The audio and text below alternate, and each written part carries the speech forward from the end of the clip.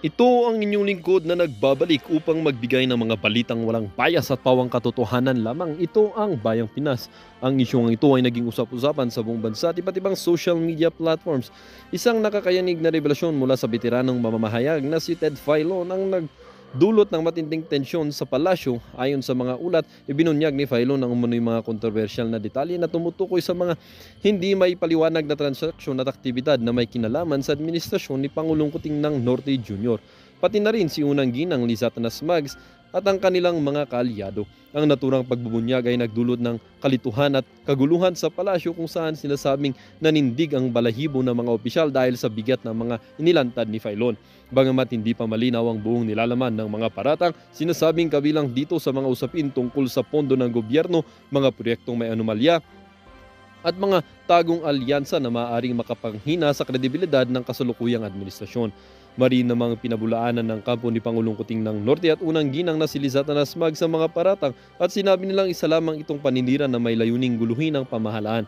Sa isang maikling pahayag mula sa palasyo, sinabi nilang handa silang sagutin ang anumang investigasyon at pinayuhan ang publiko na huwag basta maniwala sa mga impormasyong walang sapat na ebidensya. Samantala, ang mga taga-suporta ni Filon ay nagpahayag ng kanilang paghanga sa kanyang tapang na nilabas ang ganitong impormasyon. Ayon sa kanila, mahalaga mga ganitong pagbubunyag upang maitulak ang pananagutan sa mga nasa kapangyarihan. Ang kontrobersyang ito ay patuloy na binabantayan ng publiko, lalo na't inaasahan na posibleng mga investigasyon ang hakbang mula sa mga independeng ahensya. Habang nananatiling mainit ang isyu, malinaw na ang mga pangbubunyag na ito ay nagdagdag ng presyon sa administrasyon ni Presidente Kuting sa gitna ng mga hamong kinakaharap nito. Well, para nga sa kabuang detalye at impormasyon ay panoorin na lamang natin ang buong video. At salamat na rin sa ating mga solid viewers sa walang sawang pagsuporta. At kung bago ka pa lamang sa ating channel ay syempre huwag kakalimutan mag-subscribe, pindutin ang notification bell at piliin na rin ang all upang lagi kang maging updated sa mga balitang bago, totoo at walang bias dito sa channel ng Bayan, ang Bayang Pinas. Huwag din pong kakalimutan mag-iwan ng like at i-share ang ating mga videos.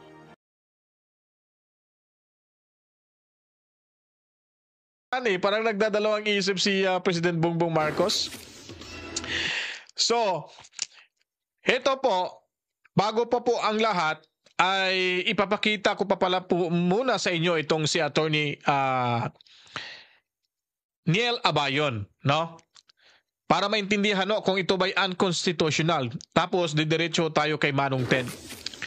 But before that, huwag kalimutan mag-subscribe, mag-like, mag-comment, at pindutin ang notification bell. Then i-share nyo po ito para malaman ng karamihan ang mga ganapan sa ating lipunan. At itong pakiusap po natin, kung may makita ko kayong kunting ads na papasok ko sa ating video, huwag nyo pong i-skip yan. Kasi dyan lang ho tayo makakakuha ng pambili ng 3-in-1 coffee, yung toasted na pandesal at palaman ho. Yung peanut butter at kung ano-ano pa po. So, kasi nakakapuyat yung mag-reaction video. Diyan lang tayo kumukuha ng lakas ng loob.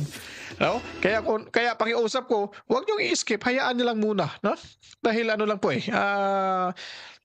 para naman po makakatulong ho kayo sa amin. Kasi sinasabi ho nila na binabayaran daw yung mga vloggers ng mga Duterte.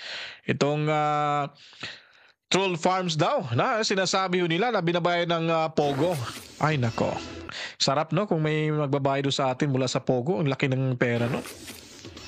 Anyway, tuloy ho tayo at bago pa po ang lahat, panoorin niyo po muna itong mga aktibo ho sa Huwad Committee na mga participants na bumabatikos kay VP Sara Duterte, kay President Rodrigo Roa Duterte at kay Pulong Duterte, sa lahat ng mga Duterte na nambabatikos ho. Panoorin nyo, ito po yung mga pagmumukhaw nila. Kayo na pong bahalang humusga sa darating na election 2025 elections, mga kabalitaan. Alright, panoorin nyo po.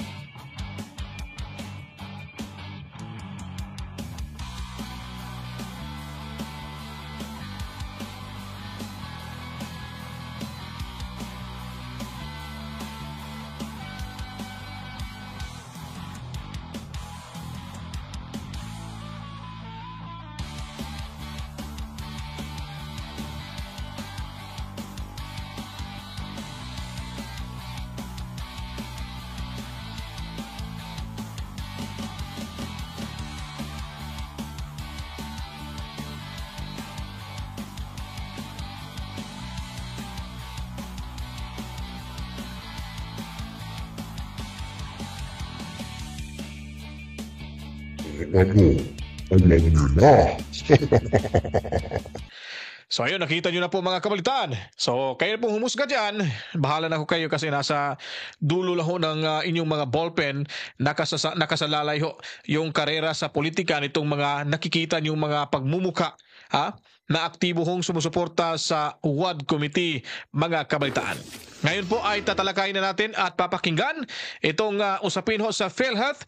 Zero budget ay unconstitutional ba o hindi? Ibibigay ko na po kayo sa ating matalino at bagitong abogado na si Attorney Niel Abayon, mga kabalitaan. So what's up guys, I'm back for another video at ngayon pag-usapan po natin yung pagbigay ng Kongreso ng zero budget dun sa subsidy po ng PhilHealth. So i-discuss ko po kung meron bang constitutional provision or batas na nalabag yung Kongreso sa pagbigay po nila ng zero budget. Okay, so unang-una po klaruhin muna natin yung facts ng discussion natin. So yung pinaka-facts po natin dito is very straightforward. Yung Congress po ay nagbigay ng zero budget para po sa subsidy ng PhilHealth. For further clarification, subsidy po yung zero, hindi po yung operational expense ng PhilHealth. Magkaiba po kasi yun. So yun lang po yung facts natin. Congress gave zero budget for subsidy purposes sa PhilHealth for the year 2025 po sa General Appropriations Act. And yung magiging main arguments po dito is of course Congress, the power of the purse of Congress, and yung right po natin as citizens of the Philippines. So unahin ko po muna i-discuss yung power of the purse ng Congress. So as we have already discussed numerous times po sa previous videos ko, yung Congress po has the power of the purse, meaning sila po ang may kapangyarihan mag-determine kung ilang amount ng pera ang i-allocate nila for certain government offices. One of which is yung PhilHealth po, considering yung PhilHealth is a government-owned and controlled corporation, specifically servicing the Filipino people via its national insurance program. Okay, so meron po talagang power yung Congress to determine kung ilan yung budget na ibibigay niya sa PhilHealth.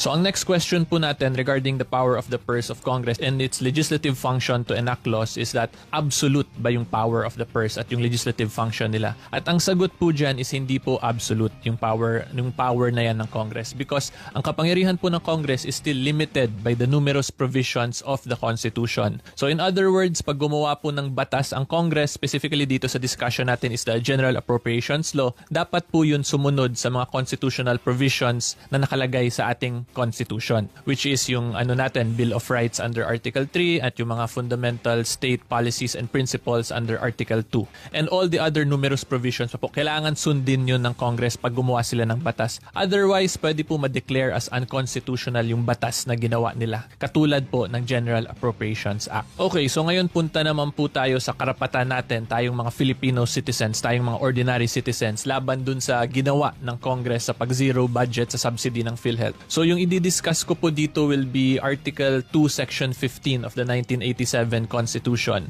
So nakalagay po dyan is that the state has the duty to protect and promote the right to health of the Filipino citizens and to instill health consciousness among the people. So from the very definition po of the constitutional provision, trabaho po ng state protektahan at it-promote yung right natin to health. Okay? So yun po muna yung i-discuss natin. So ngayon, ang question, paano ba papasok yung pag-zero budget sa PhilHealth subsidy, yung right to health natin? So kung titingnan po natin, ang PhilHealth po is the national insurance program of the government for all its Filipino citizens. So lahat po ng Pilipino covered ng PhilHealth. And that is because under the Universal Healthcare Law po natin, automatic po lahat tayo members agad ng PhilHealth or ng National Insurance Program ng government. So kung titingnan po natin, since all Filipinos are members of said program, lahat po tayo pwedeng maapektuhan yung right natin to health sa pagbigay po ng zero budget subsidy ng Congress sa PhilHealth for 2025. So in other words po, ulitin ko para mas maintindihan po natin, lahat po ng Filipinos are automatic members of PhilHealth. Okay? Whereas i-compare po natin yan sa other health services programs ng government, hindi po lahat ng Pilipino ay qualified doon, 'di ba? Because in the most basic social service programs of the government in relation to health, one of the requirements po laging hinihingi diyan is certificate of indigency. Hindi naman po lahat ng Pilipino magka-qualify doon. Pero dito po sa PhilHealth, lahat tayo ay automatic members. Therefore, lahat po talaga tayo maapektuhan maapektuhan dun sa pag-zero budget nila sa PhilHealth for 2025. Consequently, that will affect our right to health kasi kung mag-collapse po yung insurance structure or yung insurance program ng PhilHealth, then there is a risk para po sa ating mga Filipino citizens or all members of PhilHealth na maapektuhan yung right natin to health kung in case mangailangan po tayo ng insurance coverage from PhilHealth. So, 'di ba, dito po sa PhilHealth talaga kung makikita po natin from the poorest of the poor po na Filipino citizen all the way po to the billionaires ay talagang maapektuhan dito because yun nga, we are all members of the PhilHealth under the Universal Healthcare Act that was recently enacted. And alam ko naman po na yung argument dito ng Congress and yung I think it was the Secretary of Health yung pinaka-recent na napanood ko na meron daw yung according sa Secretary of Health meron daw 150 billion in reserves yung PhilHealth whereas yung sa Congress naman yung sinabi nila 600 billion daw. So regardless kung alin po dun yung totoo 150 billion or 600 billion, ako po hindi ako ekonomista ha, therefore hindi naman ako makabigay talaga ng expert opinion whether there is really a high chance na mag-collapse nga yung insurance program ng PhilHealth. So para po dyan, I suggest panoorin nyo po yung mga expert opinions ng mga other individuals na gumawa po ng videos at doon thoroughly makikita nyo in-explain nila na meron pong risk talaga of collapse pag hindi bigyan ng subsidy yung PhilHealth for 2025. So ngayon punta naman tayo dun sa second portion ng Article 2 Section 15 which states there that the state shall instill health consciousness among them or among the Filipino people. So kung makikita po natin, sabi, kailangan gumawa ng paraan yung state para maging health conscious tayong mga Pilipino. So paano po ba maepektuhan yung pagiging health conscious natin dito sa pag-zero budget nila sa subsidy ng PhilHealth? Kung makikita po ninyo dyan sa comment section ko sa numerous social media accounts ko, one of the most common questions nakikita ko lately is kung pwede ba daw hindi na sila magbayad ng premium sa PhilHealth nila. Okay? So, makikita po natin from those comments na yung actions pa lang ng Congress sa pagbigay po ng zero budget, it already gave a misconception to the Filipino people na hindi po maging health conscious considering kung yung Congress nga hindi nagbigay ng subsidy sa PhilHealth, bakit daw yung mga ordinary citizen magbabayad pa ng premium from their own personal funds? 'Di ba kasi yung subsidy po kasi sa PhilHealth that comes from taxpayer funds, 'di ba? Ngayon nagkakaroon po ng misconception na yung ordinary citizen, bakit siya magbibigay from his personal funds kung yung government nga hindi nagbibigay from taxpayer funds? So dun po makikita po natin na naapektuhan yung pagiging health conscious ng Filipino people in relation po dun sa premium payments sila sa PhilHealth. And sa tingin ko po kaya merong mga ganun comments akong nakikita kasi this one I also mentioned this principle already numerous times in my other videos na when Congress acts po kasi it is acting in representation of the people, therefore it is as if the people themselves have decided, di ba? So kung yung mga leaders po natin sinabi nila na zero budget yung PhilHealth, syempre ikaw as an ordinary citizen, magkakaroon kayo ng idea or mindset na sundan ko yung leader ko since nagsalita na sila, hindi rin ako magbabayad ng subsidy. So dahil po sa actions ng Congress, it resulted to defeating the state policy to instill health consciousness among the people. And ngayon punta naman po tayo dun sa pinaka-common na nakikita ko sa mga interviews sa mga senators. Yung rason daw kasi nila kaya nila zinero subsidy yung PhilHealth kasi gusto daw nila turuan ng leksyon or ng lecturan yung PhilHealth na para gamitin yung mga savings nila. So kung ako po tatanungin, dapat when we are going to teach a lesson to other government offices, hindi po dapat in a way that will violate constitutional provisions, okay? Kasi dito yung dahil sa pag-zero budget that can be considered as a violation, yun nga po nang diniscuss natin, which is Article 2 Section 15 or the right to health. So dapat hindi po ganun kung magle-lecture kayo, dapat wala pong masasagasaan na constitutional provision. Meron naman pong legal remedies dyan na pwede i-file yung Congress or yung mga other politicians natin when there is a clear grave abuse of discretion na sa part ng PhilHealth, yung sa pag hindi nila paggamit sa kanilang excess funds or savings. Okay? So if it is clear po that there is already grave abuse of discretion or talagang klarong pang-aabuso sa part ng PhilHealth dahil sa hindi nila paggamit ng savings nila, dapat po pumunta yung Senate ngayon or yung appropriate politician na nagka-question on should go to the appropriate venue to address his or her grievances, and that is by going to court po by invoking the power of judicial review. Kasi pag diretso lang po tayo zero budget,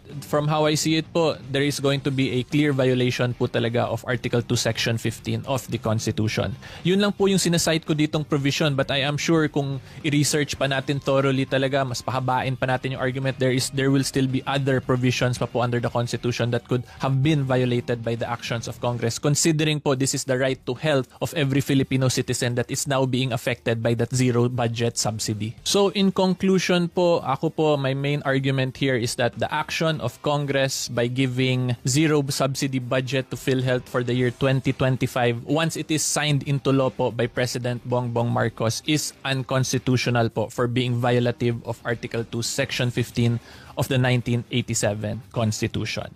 That So yun po, klarong-klaro po na pag napirmahan di umano ni President Bongbong Marcos ay magiging unconstitutional itong batas, mga kabalitaan, para ho sa 2025 national budget sa ating bansa.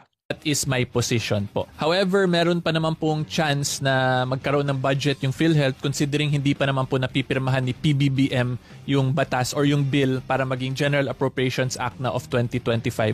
As of the time of my recording po, which is December 17. So as of December 17 po, hindi pa napirmahan ni PBBM. So pwede pa po niya ma-realign naman yung pondo at mabigyan pa rin niya ng budget yung subsidy ng PhilHealth for 2025. Okay, so yun na po yung pinaka-discussion natin today. And before I end po, I would just like to apologize po to everyone kasi baka nagtatampo kayo sa akin kasi hindi na po ako masyado nakaka-reply sa comments in my last couple of videos, and that is. So yun po mga kabalita, no? Narinig ho natin si Attorney Niel Abayon, ay napakaganda ho ng kanyang diskusyon patungkol ho dito sa issue ho sa PhilHealth, sa zero budget ng PhilHealth. Kaya marami hong nagre-react dito. Kaya nga po si Ma'am Shelo Magno, nag-resign po yan. Nasa ano yata, hindi ko alam kung saan po yung department. Parang nasa DOF yata si Ma'am Sheila Magno, dahil hindi niya po malunok-lunok itong mga ginawang kabalastugan dyan sa Kongreso, mga kabalitaan, sa mayabang kapulungan. Kaya ho siya ay nag-iingay para ho hindi mapirmahan ni President Bongbong Marcos ang General Appropriation Act na magiging batas ho na kung saan ay bibigay pahintulot na i-release yung budget na ito na kung saan ay naka-zero pa yung PhilHealth, yung budget ng PhilHealth. Kaya sobrang ingay ngayon ng mga mamamayang Pilipino. At may narinig ho tayo, may nakita na itong si Representative Garin, Congresswoman Garin, Janet Garin sa Iloilo, ay talagang kinampihan niya po yung Tingog Party List na pumirma, lumagda ng Memorandum of Agreement ng PhilHealth dahil nanghimasok ko itong Tingog Party List. So ngayon po, sa susunod, sa itong video na ating ipapakita ho sa inyo, ay hindi ho mananaig talaga yung kasamaan sa kabutihan, mga kabalitaan. Buti na nga, may natira pang kabutihan itong ating presidente. Bongbong Marcos, mga kabalitaan. At hindi ho nagpapabudol sa kanyang pinsan na si Tambaloslos, mga kabalitaan. Paano na? Anong mangyayari? Sa bagay, may laban pa ho yung sambayan ng Pilipino para ho ito ay bibitbitin sa Korte Suprema na gagawing unconstitutional. At ito nga ang sinabi ni Attorney Niel Abayon na magiging unconstitutional ito dahil nasa bataso na kailangan ang PhilHealth ay hindi ho mawawalan ng budget taon-taon, mga kabalitaan. Ewan ko ba, ang daming mga matatalino dyan sa Kongreso, ba't wala hong nakapag-isip ng ganon? Buti pa yung isang abogado ay talagang iniisip niya yung kapakanan ng sambayan ng Pilipino, kaya nagbibigay ho siya ng reaction video patungkol ho sa sitwasyon ng PhilHealth, mga kabalitaan. Pero dito na ho natin matutuldukan itong problema ho ng General Appropriation Act, kung saan nandyan ho yung PhilHealth na wala pa hong budget na binibigay yung Kamara de Representante dyan sa mayabang kapulungan, mga kabalitaan.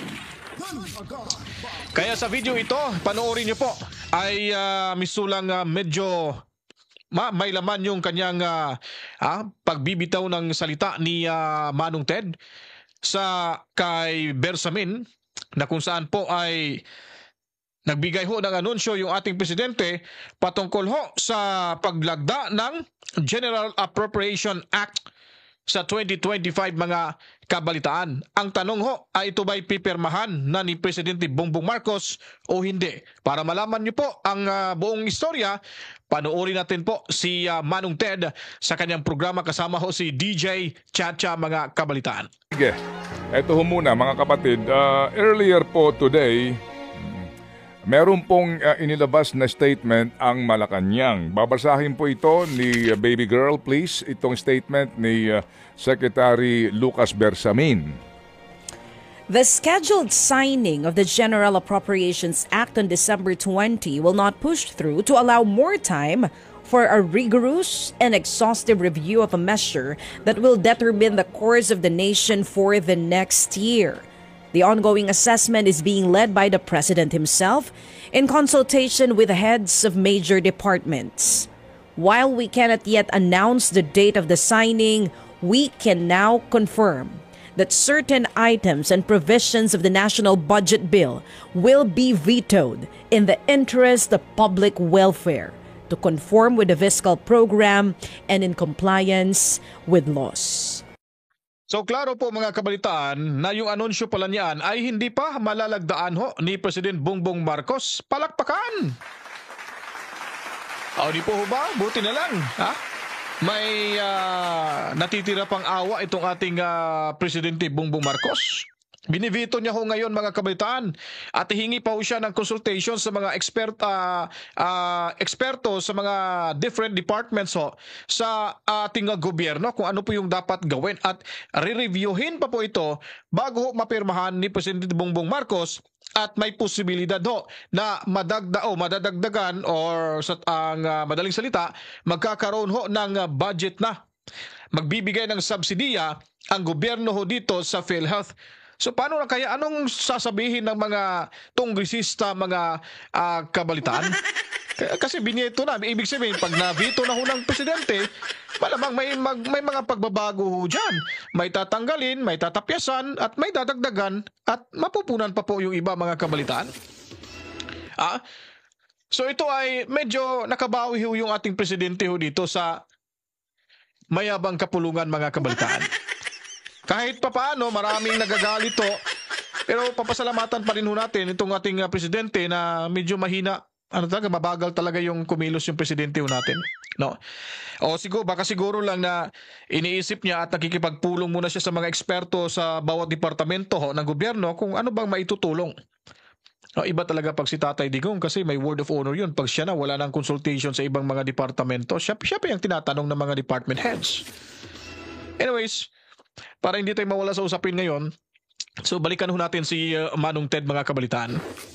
Alright, so heto na po si Manong Ted. In the interest of public welfare. Well, salamat po naman Secretary at sa Malacanang.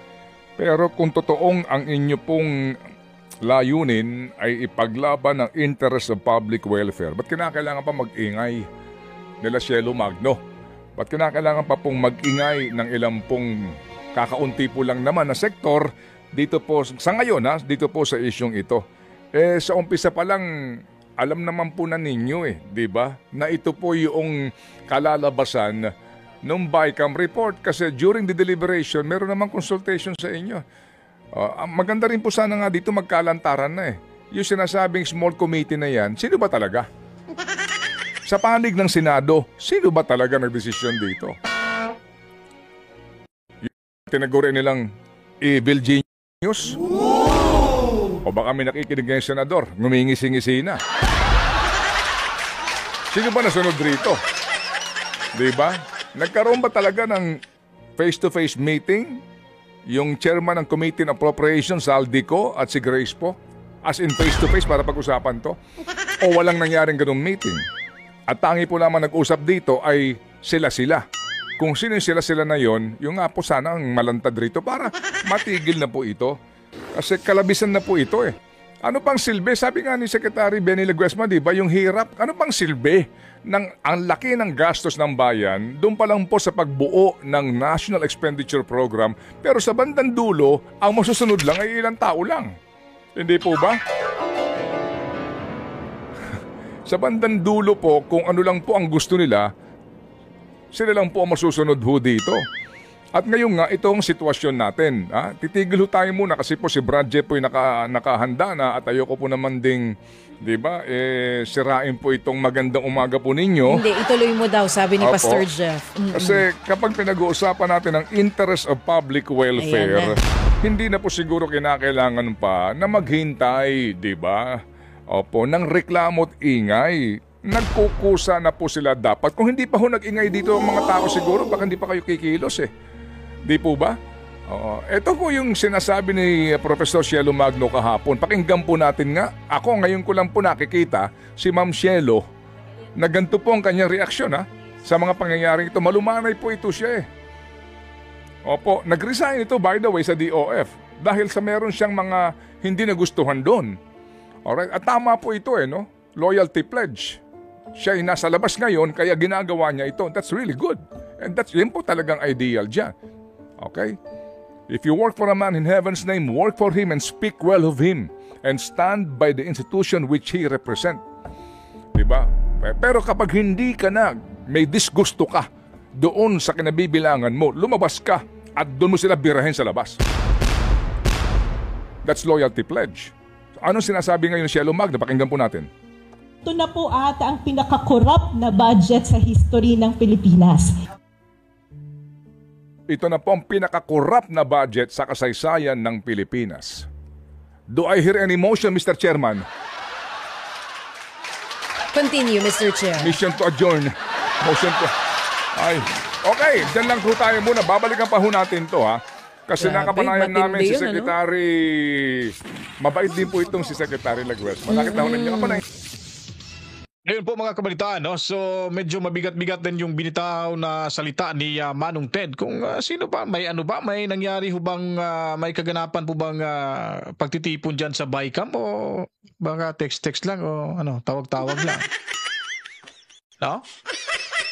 So ngayon sa mga senado, sa senadora si Po at saka itong si Tamba at si Loslos, talagang lumalabas na yung katotohanan na may ginagawa ho talagang arrangement dyan para kanilang mapagkasunduan na hindi ho mabibigyan ng budget o zero budget ang PhilHealth mga kabalitaan. So, ano ba ho nila na inisip yun yung mga ganong bagay? Kasi yung tao, pag ikaw kasi mga kabalitaan, kung wala ka talagang gagawing masama o bad intention sa isang bagay, ay hindi mo talaga maiisip na gagawin mo yan. Kung meron kang makikita na sa tingin mo ay parang ikaw yung makikinabang, ay wala na hong pakialam dyan. Wala ka nang pakialam sa ibang tao. Basta importante matuloy at mapasa katuparan yung kagustuhan nila. Yun po yung sitwasyon sa panahon na ito ay binalangkas. Yung tinatawag lang General Appropriation Act kung saan ay, dinedma ho yung PhilHealth natin mga kabalitaan. Kaya kung nagustuhan niyo po itong ating reaction video ngayon, huwag kalimutan mag-subscribe, pinutin ang notification bell, like, comment, i-share nyo na rin para at least malaman ng karamihan kung ano po yung mga kaganapan sa ating lipunan. At pakiusap ko lang po sa inyo, huwag nyo kalimutan, huwag nyo pong i-skip yung ating ads kung may makikita man kayo dyan. Para pangdagdag lang po yan sa 3-in-1 coffee natin at pambili ng toasted na tinapay, pandesal, para hindi po tayo mapasma dito sa ating kinauupuan. Kasi nagpupuyat po tayong gumawa ng reaction video at tulong na rin nyo yan sa amin. Kasi hindi kami binabayaran ng Pogo. Kaming mga vloggers, hindi kami binabayaran ng Pogo. Sariling sikap po at wala ho kaming direct contact sa mga taong ipinaglalaban namin yung kanilang karapatan. Dahil yung paglaban ho namin sa kanila ay paglaban din ho namin sa aming mga karapatan, naming mga vloggers, bawat isa ho sa amin mga kabalitaan. Kaya kita-kits tayo sa susunod pang mga i-upload nating video sa susunod na mga oras. Ako'y magpapaalam at maraming salamat Luzon, Visayas at Mindanao. Saan mga lupalop ng ating bansa ng mga OFW, Overseas Filipino Workers, at sa mga tuluyan for good nang naninirahan sa Japan, Hong Kong, Taiwan, Singapore, Malaysia, New Zealand. Saan pa ba?